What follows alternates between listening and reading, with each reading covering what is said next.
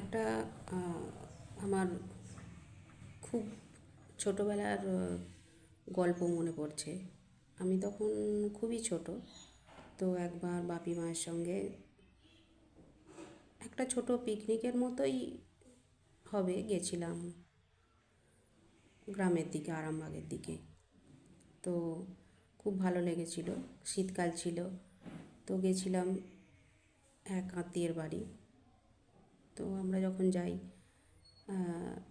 অনেকেই আমাদের দিকে অবাক দৃষ্টিতে দেখছিল বা অবাক হয়ে দেখছিল, কারণ সেই অঞ্চলটা বা সেই জায়গাটা খুবই প্রত্যন্ত গ্রাম ছিল। এমনকি মাটির দোতলা বা মাটির বাড়ি এগুলো দেখেছি সেইখানে গিয়েই। আর যে আত্মীয়ের বাড়ি গেছিলাম সেখানে নবান্ন উৎসব হয়েছিল, খুব ভালো লেগেছিল।